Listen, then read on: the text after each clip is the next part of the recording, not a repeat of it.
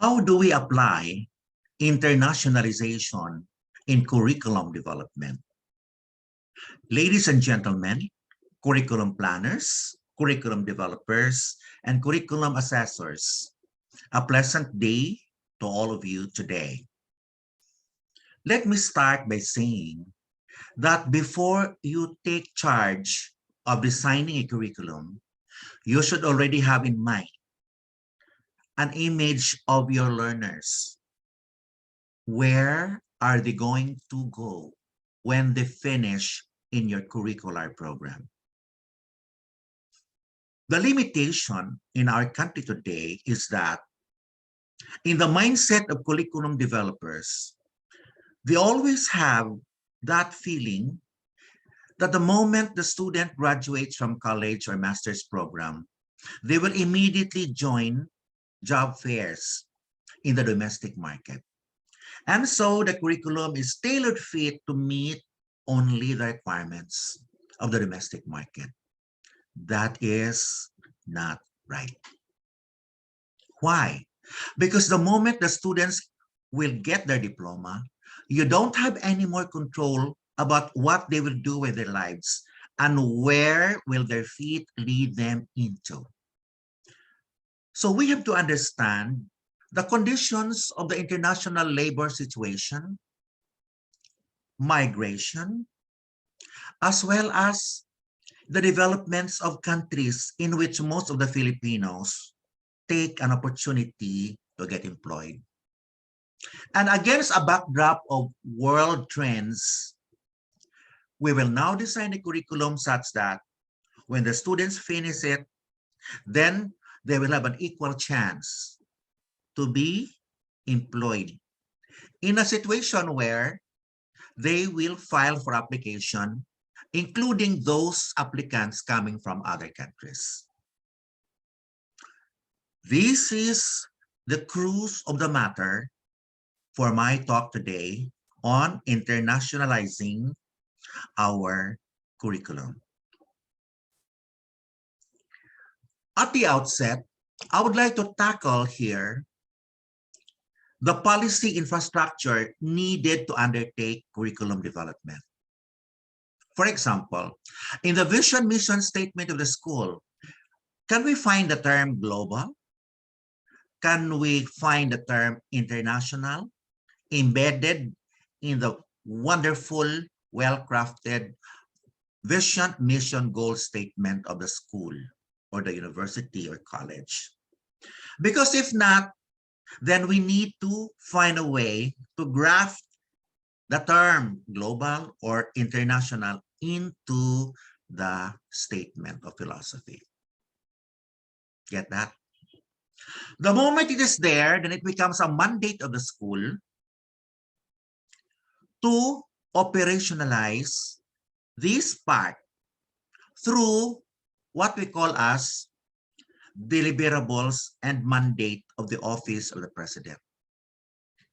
So the office of the president will create the mandate by which the president will anchor his leadership that will be assessed and judged after his term has ended.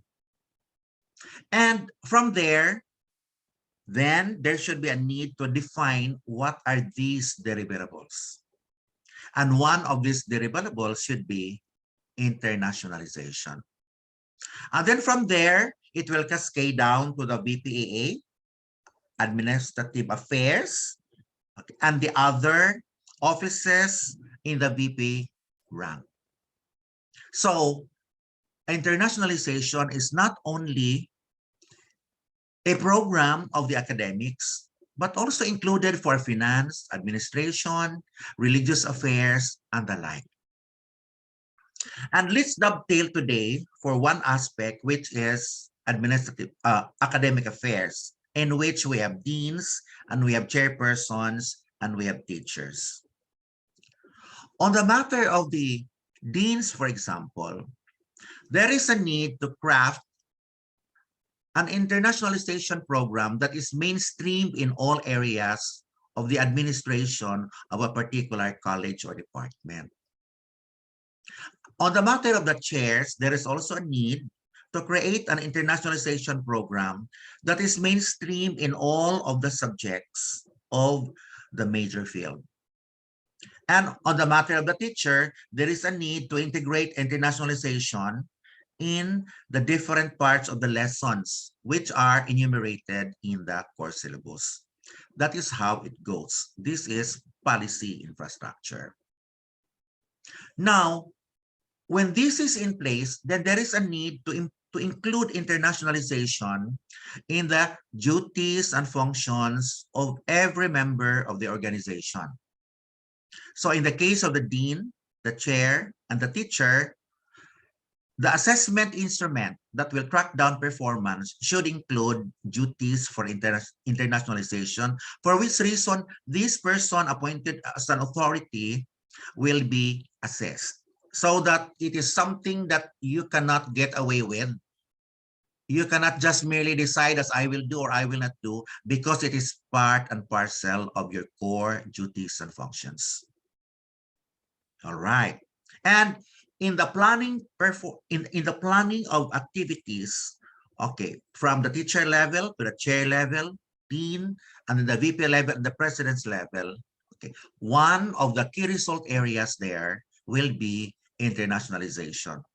And after 1 year, all the activities related to internationalization, as well as the others, will have to be assessed and transformed into a journal article, okay, and that can be published, presented also in conferences as a sharing of best practices of the institution, because the school is foremost a community of scholars that should share its best practices.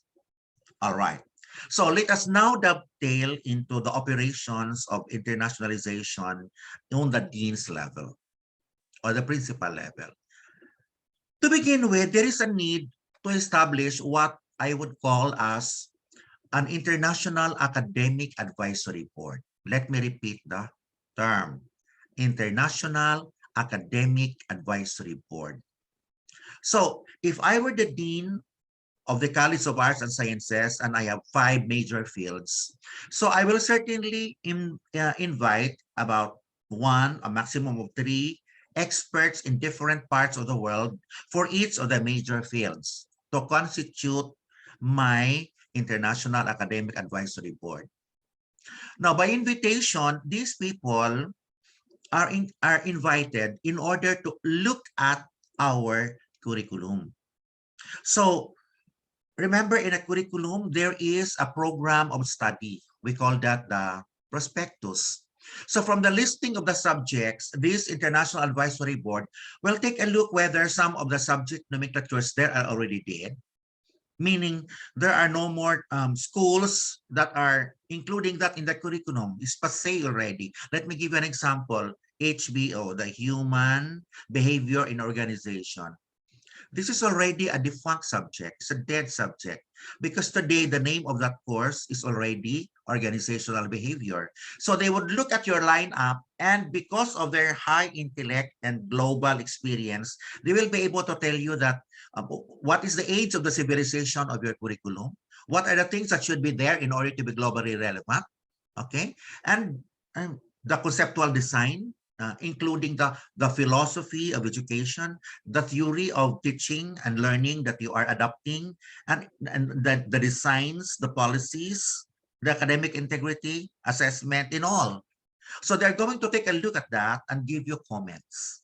And those recommendations will form part of a body of assessed issues, so that you will be able to spend time to see how you can answer that and revise your curriculum. And then after that, you're going to submit it to them again.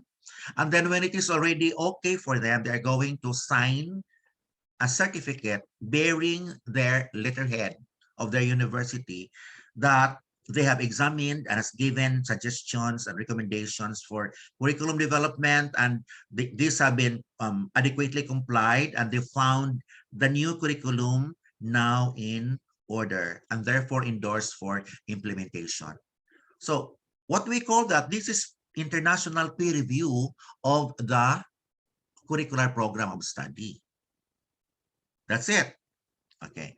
And then after that, syempre, there would be an understanding that the newly designed curriculum will be translated into course syllabi for every subject of study.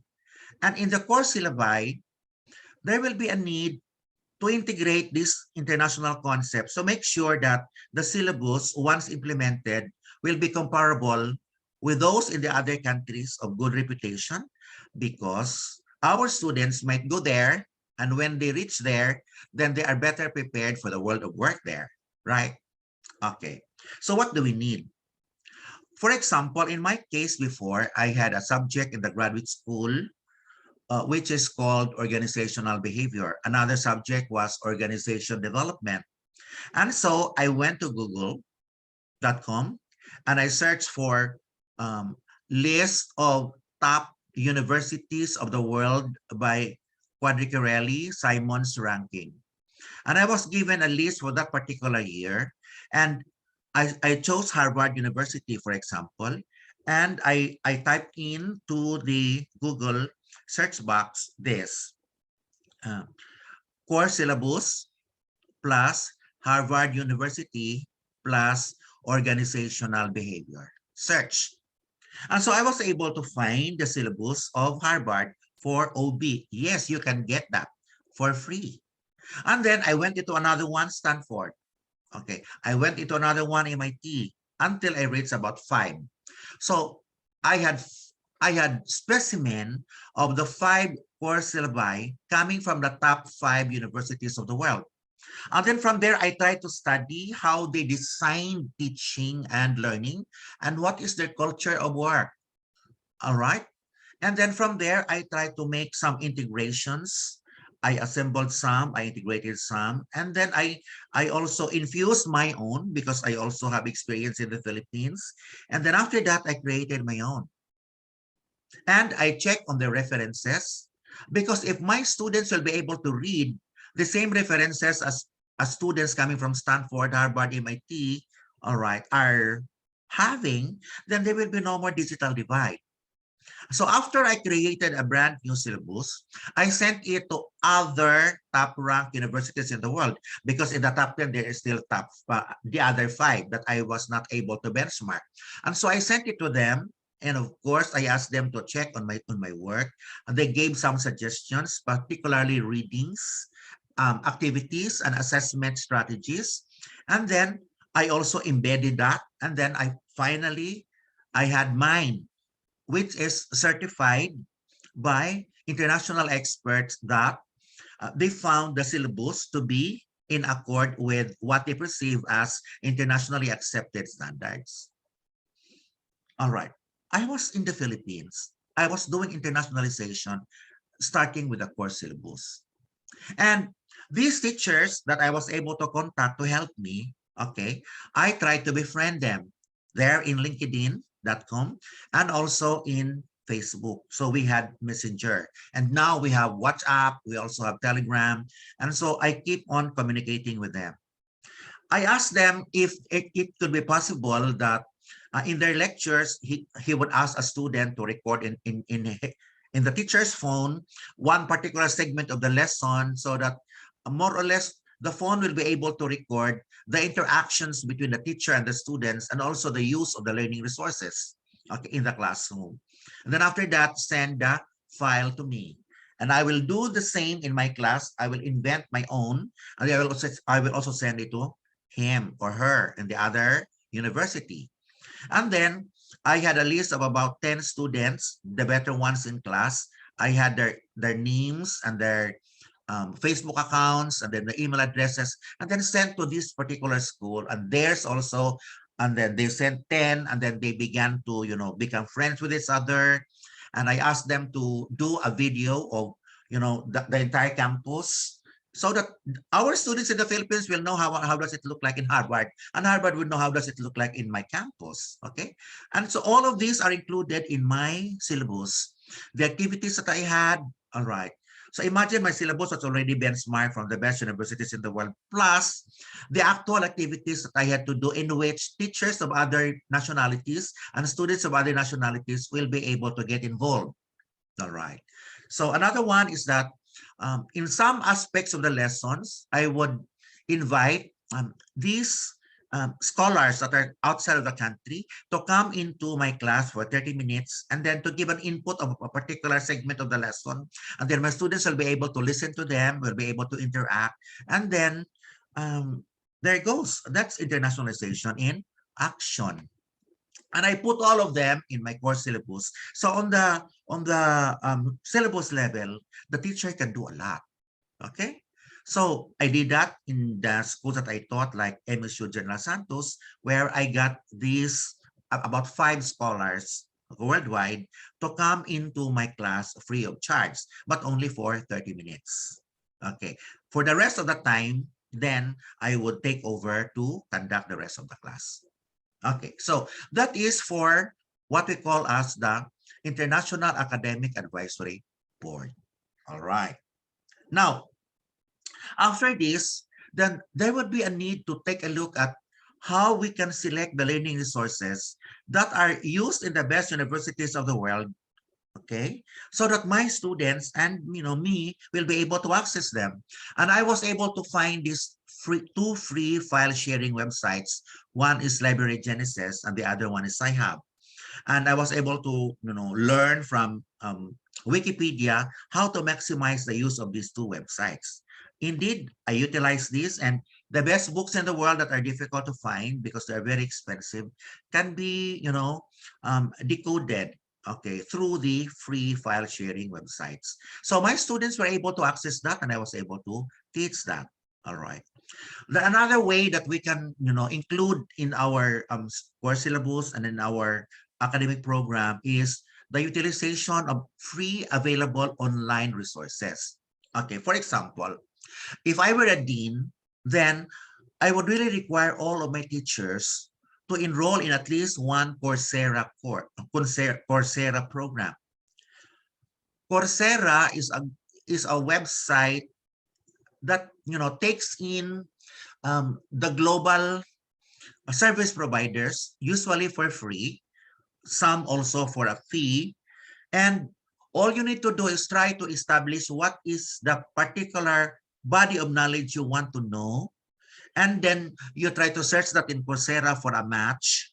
And then once you find a match, then you are going to enroll in that for free. So in the Philippines, you just need to check the dost.edu.ph, all right? No, dost.gov.ph, and check the Caraga regional office of the DOST, because that is the administrator of about 12,000 slots. I don't know whether they are paying in full, but when you enroll the Coursera, it's good to channel it through this particular office here in Caraga region. So, because this is the administrator of all the Coursera programs in the country for free. What is the purpose there? So as a teacher, I would know how a course of study, how a module is designed by people from Stanford, from Oxford, from all the best schools, and I will be tutored by all the best teachers. And because of that, I will be able to calibrate my mind in towards international standards. That will be very, very good. And that is for free.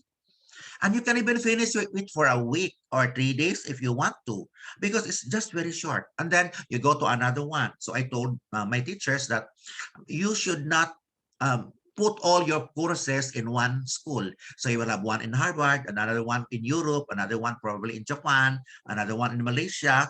So because they have Coursera programs. So in your curriculum vitae, you will have those kinds of inputs and trainings from the top universities of the world. In short, you will be able to imbibe their mindsets, their cultures, and you will be academized to a higher level just because of the Coursera. And to entice people that they will be going to enroll, then the university or the college can create a policy that in all levels of ranking, from instructor 1 up to full professor, okay, One of the requirements every time that you are going to submit yourself for ranking is that you should have a certificate that you have finished a Coursera from the top 10 or top 20 universities of the world. And that will motivate everyone. Okay, that's it. So when we talk of internationalization here in curriculum development, we are not only talking of design, but we are also talking of content of the curriculum, meaning the topics in the syllabus, the courses listed in a course of study, okay, will have to be compatible with other delivering institutions in the best among the best universities of the world, so that we are not trailing behind, but at least we are on co-equal paths with these colleges and universities. So that is as far as the content is concerned. And in the teaching and learning processes, then that is where we are going to utilize the free online resources that I mentioned to you, as well as technologies. Okay, what are examples of these technologies that should be mainstreamed regardless of the subject? All subjects should have this. Okay, that students should be able to have, for example, subscription to Grammarly, okay, subscription to Turnitin, and then subscription to Quillbot, and similar other apps that are needed for their course of study. Subscription for example, for programs for statistics, because, or there are freewares in statistics like RStudio, okay? And, you know, where are they going to get that? And can they really afford to do that? Yes. And this is what I did to my students in the graduate school. No, you can also do this even in senior high, that I asked my students in a workshop to check the web, and they go to Lazada Philippines or Shopee, and then they just input the term there, Grammarly Premium. And, you know, individual account, it's just 98 pesos, 250, 400. So, you know, there is a wide array of prices, and my students will just choose. And since it is a requirement that online business transactions would need a payment scheme, I told them that since you don't have credit cards, you just pay using what we call as uh, uh, ML Lowiller, okay, Cebuana, Palawan, GCash. So paborito ng mga estudyante ang GCash, because, you know, they can just have the GCash, and then, you know, they can send the payment of 150 pesos, 250, for example, for Quillbot, okay, things like that. And they are able to have all these subscriptions. The institutional subscriptions are expensive because you really have to subscribe on the site that really carries the product. But the students, they can get it from Lazada. Okay, so not only technologies, but also best practices like interviewing, for example, authors of their references. Okay, interviewing researchers for particular skills. Okay, interviewing athletes, for example, in physical education, who are making a good mark here and abroad. And then when they interview, they just use Google Meet, or they can, because that's free, or they can also use Zoom. Okay. Now, when they are going to use these facilities, they're going to record. And after the interview, they're going to, you know, go into video editing apps like Bandicam. There is a Bandicam for free. They will just search in the web for free apps for video editing, and then they will submit that to you, and then you try to take a look at that, and then when it's okay, they're going to open an account at YouTube, and then they're going to upload as part of their YouTube content the results of these interviews. So my students, for example, at the Mindanao State University in General Santos City are able to do that, including my students at NEMSU, SGIT, and Bicol College, because that's part of my requirement. In fact, I make it a point that the first content that should be uploaded would be their bio note, so that they would know how to capture the essentials of their being, both personally and professionally and academically, and then put that as a small package of about 2 or 3 minutes, a self-introduction. Okay. And then plus, the activities that they have in class, yung mga natutunan nila sa akin, they're going to transfer that into a video file. Okay, because once you upload content in your YouTube account, then the whole world will be able to access that. And then, kung swertihin ka, mag-viral yun. And so you will be a great ambassador of knowledge and internationalization as well.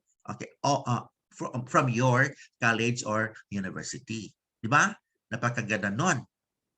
Okay, and not only that, part of internationalization of the teacher as an activity is requiring the student to create a webinar, because after 1 month they would be able to learn so much from your input as a teacher and from the class activities that they did in class and then out of the class. Okay, we call that XC2, outside of the class. And out of these learnings, they're going to package a webinar.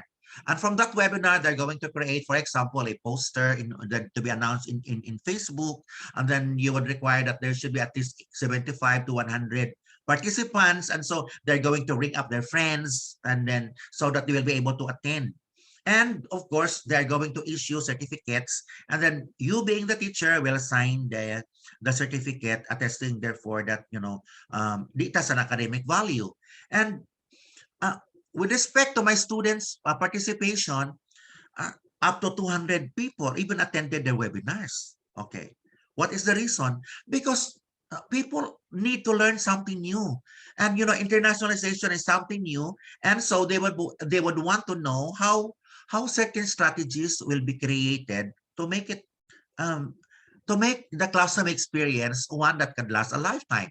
Okay, so that's another activity for internationalization where our students will create the webinars. All right.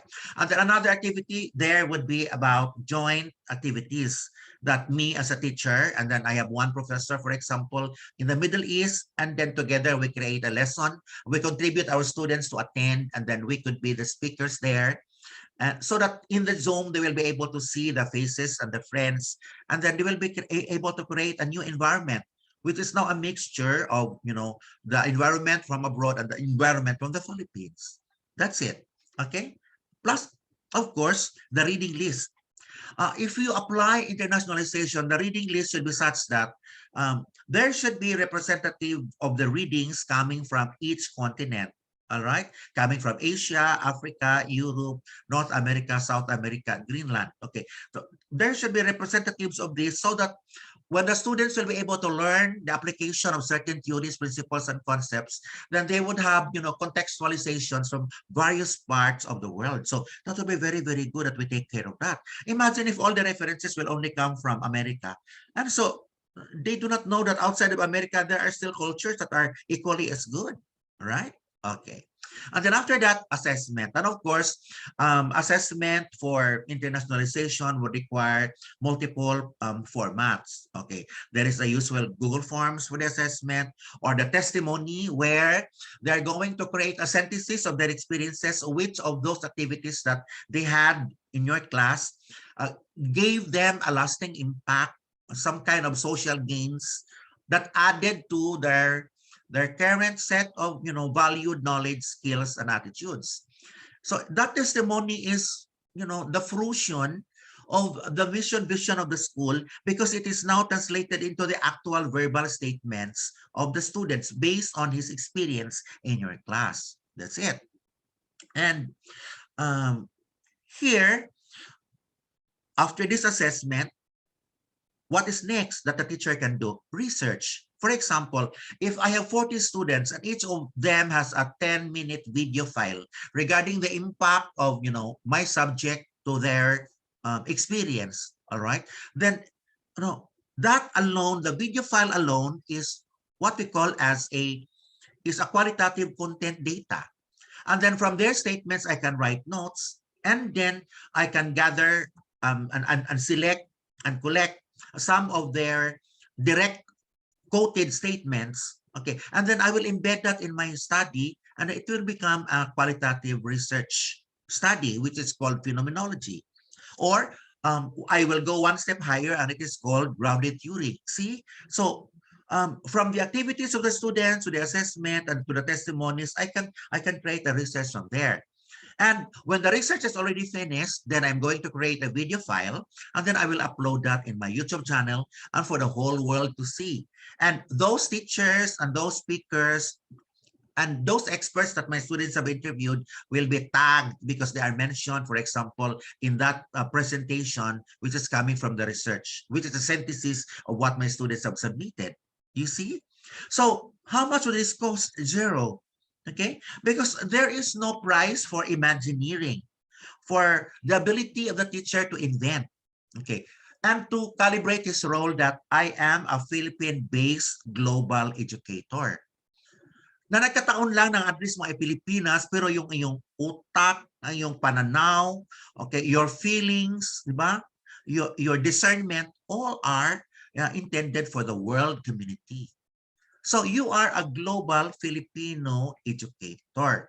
That should be the tagline. Plus the second one is that a teacher should be, or I am, a scientist in my workplace. And because I am a scientist in my workplace, I will engage in internationalization in the subjects that I teach.